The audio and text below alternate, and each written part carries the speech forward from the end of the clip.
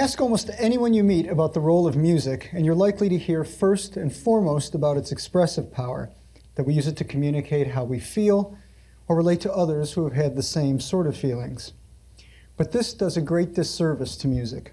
It's a part of our rituals, a symbol of our psychology. Imagine any suspense film without the music. A theological metaphor, an exemplar of cultural continuity, a political propaganda tool, and even a military weapon. Ask Manuel Noriega about that. For those of you who may not know, when they held him up in his compound in Panama, the US government put massive speakers around and blasted Guns N' Roses until he surrendered. Anyway, so today we will be focusing on yet another invaluable aspect of music, its importance in the family, and more specifically, its role in a well-rounded child. This begins before the child is even born. The soundscape of their time in utero sets the tone for the rest of their life. Whispering shh to a crying baby, for example, is more than just trying to provide a cue to quiet down. It's a way to replicate the sonic experience that accompanied him or her during their gestation. Now, we have a particularly personal example. As you heard, Christina plays clarinet, and so Henry heard the sounds of the clarinet extensively during pregnancy, whether in her practice or in rehearsals or in performance or even just listening to recordings in the car. So these days, when he's having an especially hard night, Christina goes down into the basement and practices. This calms him down relatively quickly, and soon he's fast asleep. We have a working theory that the muffled sound of the clarinet across 2 flights of stairs and through various heat ducts is reminiscent of the way he heard this instrument during his most formative period, and that sense of recall soothes the savage beast, so to speak. Often I think parents feel self-conscious, unqualified, or uncomfortable sharing in musical activities with their children. For many years, I taught lots of private lessons, and this was very evident. Parents who either had an understanding of music, no matter how rudimentary, or an appreciation for music, which is perhaps most important of all, were much more active participants in the students' practice sessions, prone to ask wonderfully pertinent questions of me as a teacher, and supportive audience members in their children's performances. I think the greatest approach to music and sound is to think of it as we already ably do with all the other activities we share. For example, we strive to put a variety of healthy foods in front of our children to familiarize them and encourage them to sample them. After all, they might be surprised what they like.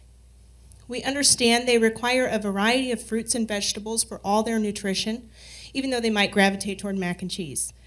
And we nudge them toward expanding their palates because it is for their own long-term health and happiness.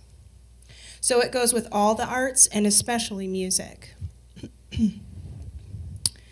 One of the easiest and simplest ways is to sing first to them, then with them, from a young age. Anyone can do this, and everyone should. Provide them with a palette to experiment with. Simple percussion instruments such as shakers, tambourines, small drums, triangles, finger cymbals, or simple wind instruments such as recorders, pentatonic flutes, harmonicas, or tin whistles are all exciting for a wide range of ages. Approach musical playtime as you would finger painting. You are providing your child with various colors to explore. We have no hesitation or self-doubt about plopping them in front of paper and letting them experiment without concern for compositional balance or style, nor should we when it comes to music. Of course, exposure to live music performances, both many and often, is equally important and can also extend through the teenage and young adult years. Live orchestras also provide programs targeted toward the very young, typically with a brief format, narration, or some other special facet of performance. An artist painting live, projected for all to see, dancers interpreting the music, even accompanying video are just a few examples. We all understand the importance of reading to a child from a young age and the association he or she will eventually make between reading and warmth and love. So it can and should be for music as well. From birth to death, music is integral to our human experience. We will begin from the beginning and walk through life very quickly today with just a few of the countless possibilities for how and why to bring in more music. Research shows that neural pathways formed between the ages of 2 and 3 thicken with repetition. When a young child is acquiring vocabulary at an alarming rate, on average around 1,000 words in that year alone, these thicker pathways of repeated materials solidify, while thinner ones are weeded out and sloughed off, thereby forming the basis for lifelong literacy and learning in all subjects.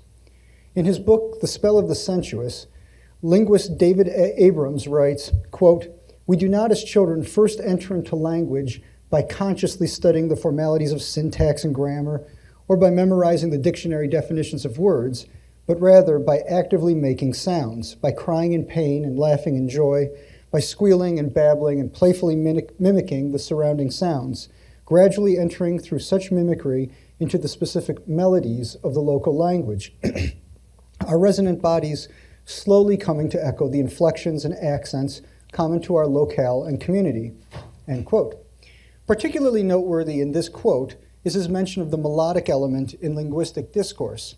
He stresses that there is a tonal, melodic layer of communication beneath the explicit denotative meaning of the words, a rippling rise and fall which carries the bulk of communication. The explicit meanings of the actual words ride on the surface of this depth like waves on the surface of the sea. In terms of practical application of this idea, we might mention nursery rhymes, which incorporate predictable language patterns with musical elements such as rhythm, varied intonation, and sometimes even melodies. Almost every culture has its own version of these. The key elements here are, 1, rhymes, which allow a child to predict or fill in the blanks for how a sentence is finished. 2, repetition that breeds familiarity and memorization.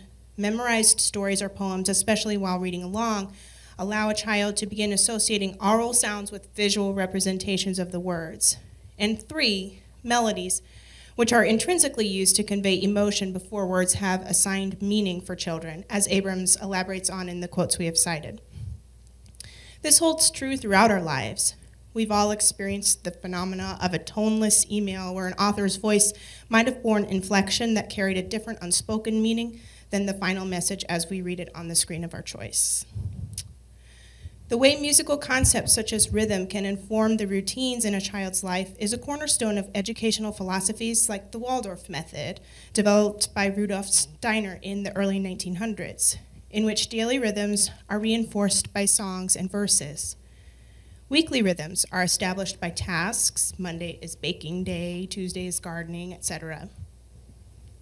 And the manner in which yearly rhythms are marked by festivals and seasonal cycles finds practical application in songs used to mark annual events. And this is outside of Waldorf as well. I mean, think of Christmas carols or Happy Birthday, which was actually Henry's first song, singing every time he saw a candle of any type. Now, as numerous studies have shown, music is a vital part of cognitive development. A typical academic curriculum during the Middle Ages and Renaissance categorized music with arithmetic, geometry, and astronomy in the quadrivium. Imagine these subjects being grouped together in a modern university. Music with all the maths and sciences, but that's how they've always been viewed. Gottfried Wilhelm Leibniz, one of the inventors of calculus, said, "Music is a secret exercise in arithmetic of the soul, unaware of its act of counting." And Sir Isaac Newton, the other scientist to share credit for calculus, added 2 colors, orange and indigo, to the medieval spectrum of red, yellow, green, blue, and purple, so that color would be divided after the manner of a scale. That is, Newton wanted the visual to reflect the auditory. So while there were 5 colors in the rainbow, he added 2 to get 7, 1 for do, re, mi, fa, sol, la, ti, each note of the scale. In modern times, it seems to be easier for many to use a vocabulary suggestive of a string instrument when trying to envision a theory of everything than rely on talk of infinitesimally small, massless, vibrating entities, speaking, of course, of string theory. As Jim Bennett, Emeritus Director of the Museum of the History of Science in Oxford, England, has noted, the insight that the world has a mathematical blueprint which is fundamental to science may have come from music. An article featured in the New York Times in October 2013 by Joanne Lipman titled, "Is Music the Key to Success?"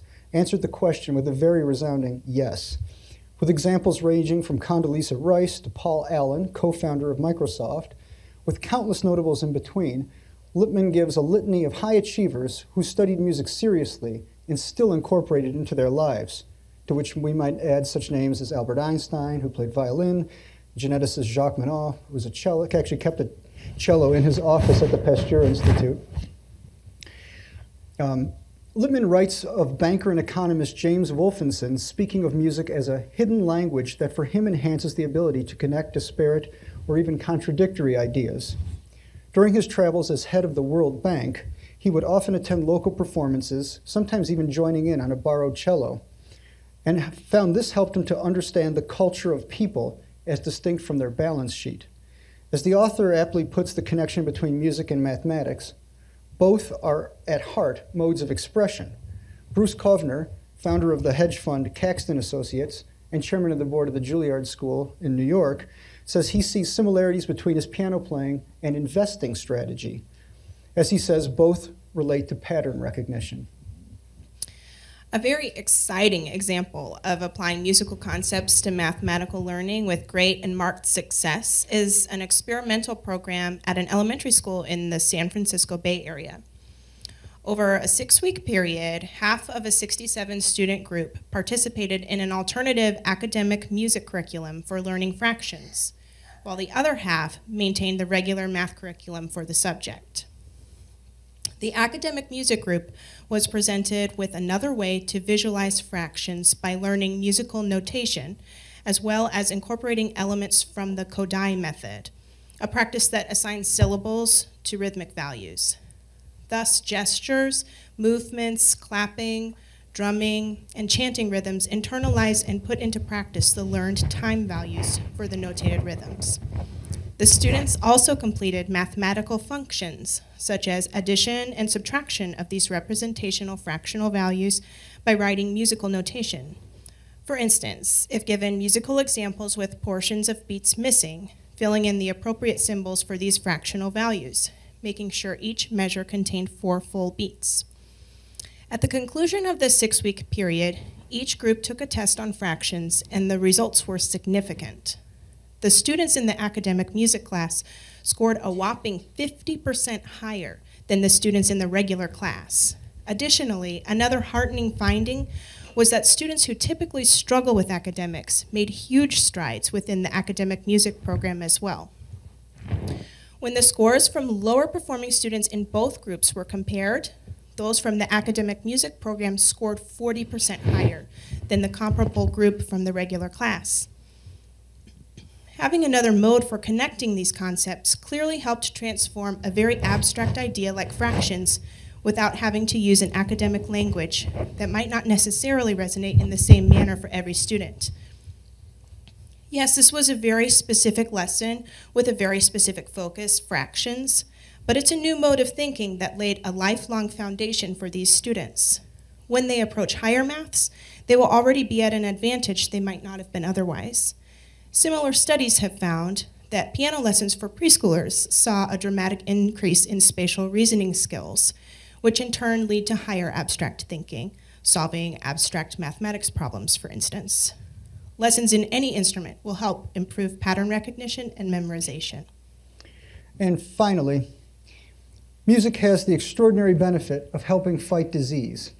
We've all heard stories of someone in a coma who comes out because of a certain song. And apparently, just as a matter of interest, the most common song to come out of a coma to is Free Fallin' by Tom Petty. There are studies that contend that music can help fight epilepsy and seizures, as well as prevent and or help treat Alzheimer's and dementia, even in advanced stages. As one article notes, when used appropriately, music can shift mood, manage stress-induced agitation, stimulate positive interactions, facilitate cognitive function, and coordinate motor movements. This happens because rhythmic and other well-rehearsed responses require little to no cognitive or mental processing. They are influenced by the motor center of the brain that responds directly to auditory rhythmic cues. A person's ability to engage in music, particularly rhythm playing and singing, remains intact late into the disease process because, again, these activities do not mandate cognitive functioning for success. The practical application of this seems obvious. Make music a part of your child's lives. listen to it, practice it, and do whatever you can to encourage them to remain active participants in its wonder. We would be remiss to not mention at this point the Suzuki Method, which offers a unique approach in that a parent learns a new instrument alongside his or her child. This not only surrounds the child with music, but also instills at a young age the truth that one is never too old to begin learning something new. 400 years ago, while trying to understand the laws by which the planets circle the sun, the astronomer Johannes Kepler, thinking along the same lines as scientists like Isaac Newton, turned to music. He used the music of the spheres idea, first formulated by Pythagoras in 550 BC, and the musical ratios that accompanied it to determine the planetary orbits. This is extraordinary. Of course we listen to music and resonate to it and have a moral obligation to include our children in its beauty. It's made of the same stuff as we are. The mathematics of music is the same math that holds the universe together. One last word. When I think of parents wanting the best for their children, one very fleeting example comes to mind. And while I never even learned their names, where they were from, or anything else about them, they made such an impression on me that I am still moved in telling you about them today, wherever they are. For many years, I worked at a coffee shop I'm certain everyone listening has heard of. A car came to order, and instead of responding to my greeting and question, I only heard music playing. I asked again, they pulled forward to the window, and I quickly realized when they handed me their written order, they were hearing impaired. They continued playing a children's album at a fairly high volume, and after taking their order, we waited for everything to be made. So during the time I would typically make small talk, I wrote back to them, "Cool music." And they signed thanks and were excited to roll down their back window to show off their hearing infant daughter in the back seat. I saw in that moment a family whose parents could never share this with their daughter, but fully understood the importance of exposing her to music for her sake. And wherever they are, I want to congratulate them on a job very well done. Thanks.